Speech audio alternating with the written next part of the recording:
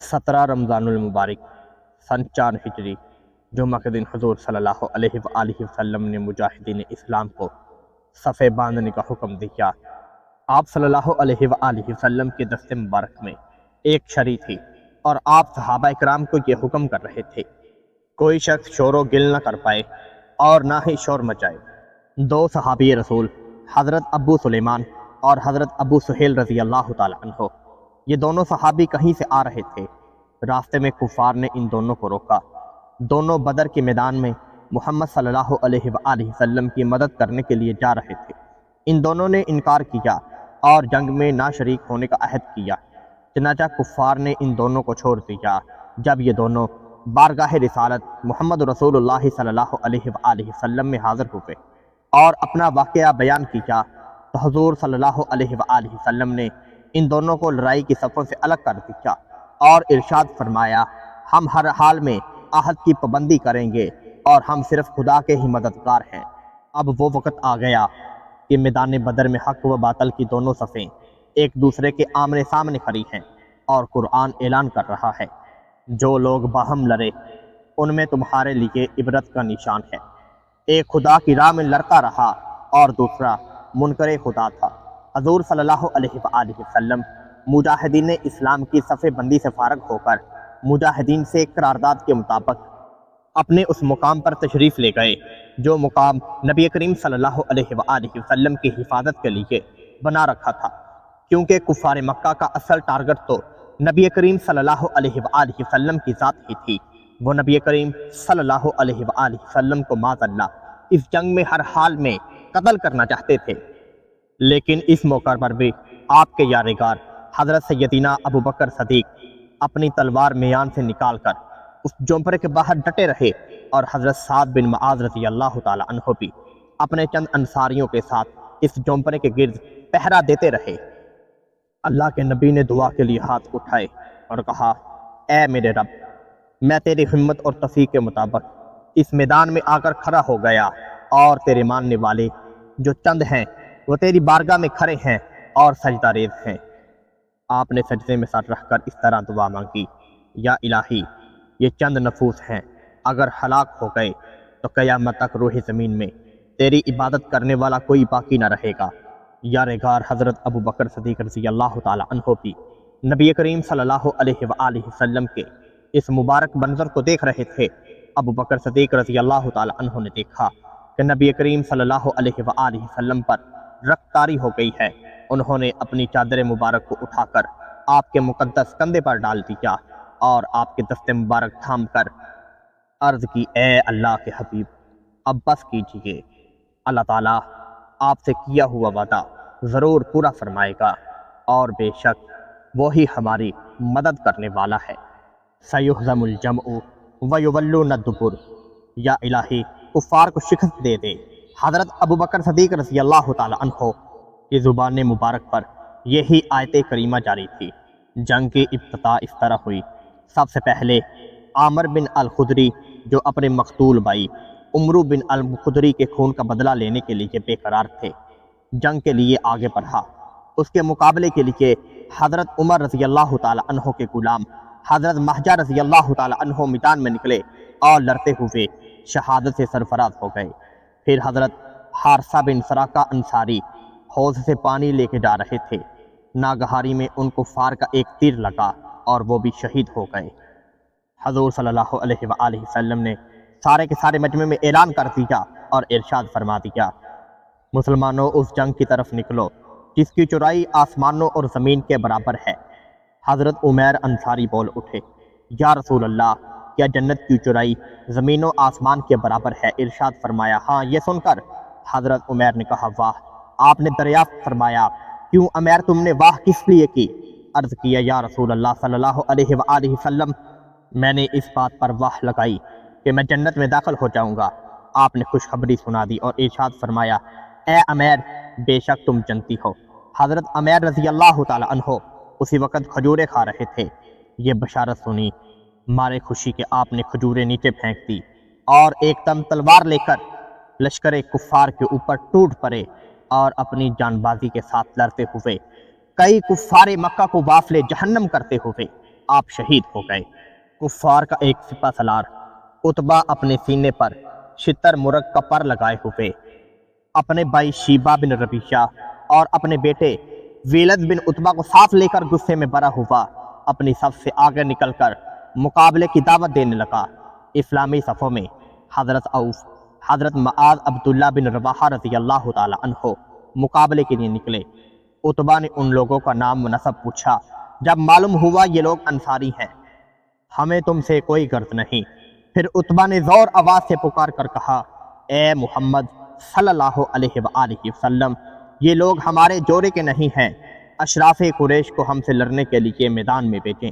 حضور نے حضرت حمزہ رضی اللہ تعالی عنہ، حضرت علی، حضرت عبیدہ رضی اللہ تعالی عنہ کو حکم دیا آپ مقابلے کے لیے نکلیں۔ اللہ کے نبی کا حکم ملتے ہی یہ تینوں سپاہی چہرے کے اوپر کھود پہنی ہوئی تھی جس کے ان کے چہرے چھپ گئے، اس لیے عتبہ نے ان حضرات کو نہیں پہچانا اور پوچھا تم کون ہو؟ جب ان تینوں نے اپنا نام نسب بتایا تو عتبہ نے کہا ہاں اب ہمارا جور ہے۔ جب ان لوگوں میں جنگ شروع ہو گئی تو حضرت حمزہ، حضرت علی، حضرت عبیدہ رضی اللہ تعالی عنہ اپنی ایمان شجاعت سے ایسا مظاہرہ کیا کہ بدر کی زمین ہل گئی، کفار کے دل تھرتھرا گئے، اور اس جنگ کا انجام یہ ہوا کہ حضرت حمزہ رضی اللہ تعالی عنہ نے عتبہ کا مقابلہ کیا۔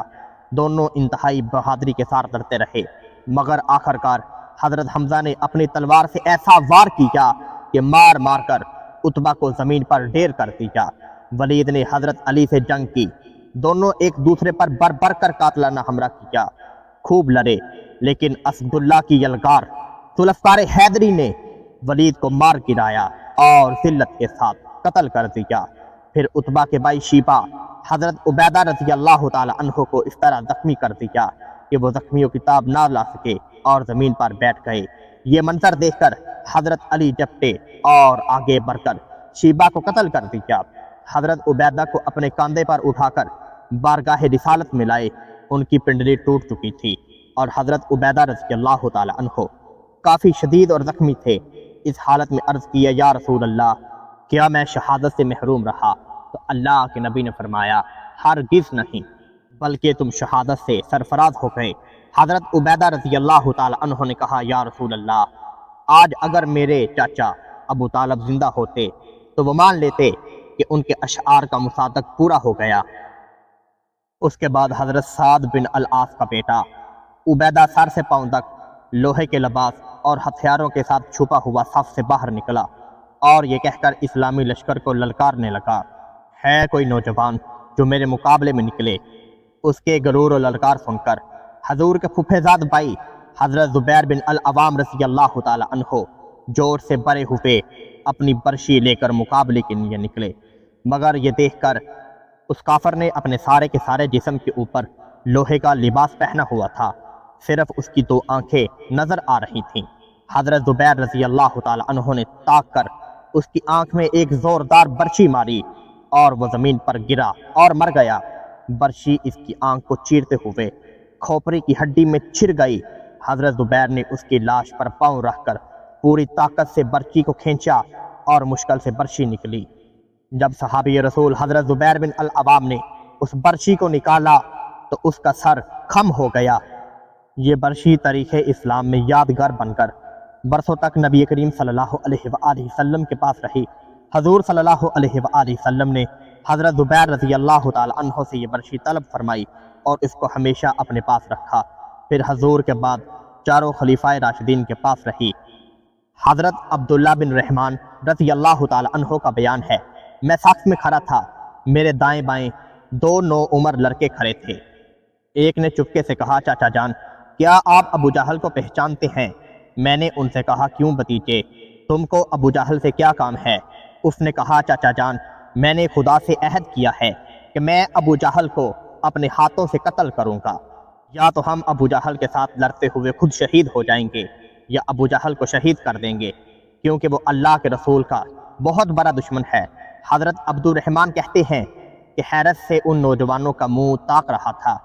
دوسرے نے مجھ سے کہا، اتنے میں ابو جہل گھوڑے پہ سوار ہو کر سامنے آ گیا، میں نے اشارے سے بتا دیا ابو جہل یہی ہے، بس میرا یہ کہنا تھا۔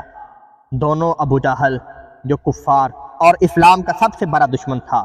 دو چھوٹے سے بچے اس پر جپٹ پڑے اور ایسے جپٹے جیسے شیر اپنے شکار پر جپٹتا ہے، اور ان دونوں نے تلواریں مار مار کر ابو جہل کو زمین پر ڈیر کر دیا۔ یہ دونوں لڑکے حضرت معوذ اور حضرت معاذ رضی اللہ تعالی عنہ تھے، جو افرا کے بیٹے تھے۔ ابو جہل کے بیٹے اکرمہ نے اپنے باپ کے قاتل حضرت معاذ پر حملہ کر دیا اور ان کے پیچھے سے ان کے شان بشانہ تلوار ماری، جس سے ان کا بازو کٹ گیا، لیکن تھوڑا سا چمڑا باقی رہ گیا۔ ہاتھ کٹنے لگا تھا۔ حضرت معاذ نے اکرمہ کا پیچھا کیا۔ ابو جہل کا بیٹا اکرمہ اپنی جان چھڑا کر بھاگ گیا۔ حضرت عبداللہ بن مسعود رضی اللہ تعالی عنہ ابو جہل کے پاس سے گزرے۔ اس وقت ابو جہل کچھ زندگی کی رسم باقی تھی۔ حضرت عبداللہ بن مسعود نے اس کی گردن کو اپنے پاؤں سے روک کر فرمایا، تو ہی ابو جہل ہے، بتا آج تجھے اللہ تعالیٰ نے کیسے رسوا کیا؟ ابو جہل نے اس حالت پر کھرمنڈ کے ساتھ یہ کہا، تمہارے لیے یہ کوئی بڑا کارنامہ نہیں، میرا قتل ہو جانا اس سے زیادہ نہیں ہے۔ ایک آدمی کو اس کی قوم نے قتل کر دیا۔ ہاں، مجھے اس بات کا افسوس ہے کہ کاش مجھے کسانوں کے سوا کوئی دوسرا شخص قتل کرتا۔ حضرت معوذ، حضرت معاذ چونکہ یہ دونوں انصاری تھے، انصار کھیتی باڑی کا کام کرتے تھے، اور قبیلہ قریش کے لوگ کسانوں کو بڑی حقارت کی نظر سے دیکھتے تھے، اس لیے ابو جہل نے کسانوں کے ہاتھوں مرنے سے افسوس کا اظہار کیا۔ جب جنگ ختم ہو گئی، کفار کے بڑے بڑے لوگ مارے گئے، تو نبی کریم صلی اللہ علیہ وآلہ وسلم ابو جہل کی لاش کے پاس سے گزرے تو لاش کی طرف اشارہ کر کر فرمایا، ابو جہل اس زمانے کا فرعون ہے۔ پھر عبداللہ بن مسعود رضی اللہ تعالی عنہ نے ابو جہل کا سر کاٹ کر نبی کریم صلی اللہ علیہ وآلہ وسلم کے قدموں میں ڈال دیا۔ یہ وہ جنگ تھی جب اللہ تعالیٰ نے بڑے بڑے کافروں کو واصل جہنم کر دیا، اور کئی صحابی رسول بھی اس جنگ میں شہید ہو گئے۔ ان کا نام کچھ اس طرح ہے: حضرت عبیدہ بن حارث، حضرت عمیر بن ابی وقاص، حضرت عاقل بن عقبہ، حضرت مہجہ، حضرت صفوان۔